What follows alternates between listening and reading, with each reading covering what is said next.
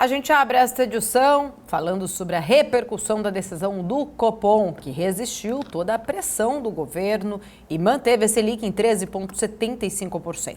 O comunicado ainda permaneceu num tom firme, bem parecido inclusive com a da última reunião, ao enfatizar que, apesar do cenário menos provável, não vai hesitar em retomar o ciclo de ajustes caso necessário. O comunicado trouxe ali à tona toda uma preocupação com o ambiente externo e os episódios envolvendo os bancos no exterior, o que eleva, segundo o próprio Banco Central, incertezas, e ele traz, enfatizando no seu comunicado, que o cenário ainda requer um contínuo monitoramento. Em paralelo, o Copom ainda destacou que os bancos centrais das principais economias seguem determinados em promover a convergência das taxas de inflação para suas metas, num ambiente em que a inflação ainda se mostra resiliente.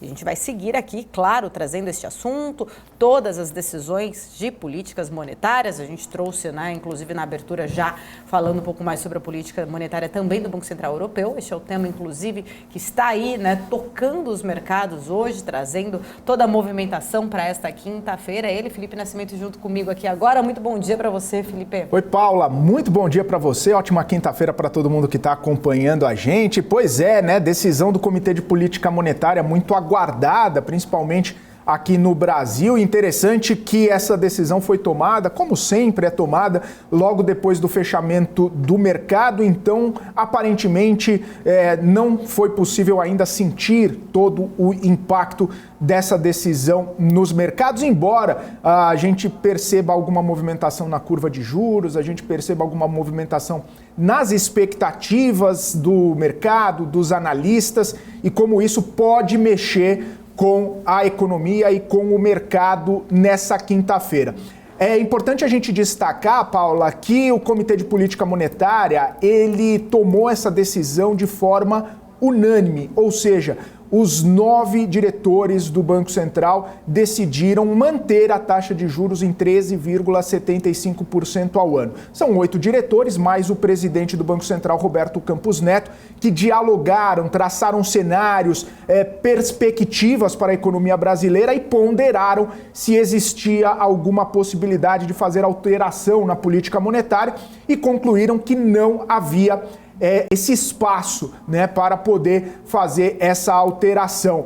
Interessante também que no próprio comunicado eu até destaquei aqui essa fala, e justamente essa fala que acabou gerando grande repercussão, que o comitê disse o seguinte, que a conjuntura demanda paciência e serenidade na condução da política monetária, justamente porque existe muita pressão, tanto para a queda dos juros, quanto para uma pequena parte, é verdade, para uma elevação final, aquele último ajuste de 0,25, justamente por conta de toda a pressão inflacionária que ainda existe no cenário brasileiro. Então eles falam, demanda paciência e serenidade. Isso causou grandes transtornos, muitas críticas de muitos lados nessa situação, falando que o Banco Central pedindo paciência, pedindo serenidade, um Banco Central que já tem essa perspectiva de manter os juros alto, 13,75, desde agosto do ano passado, são várias reuniões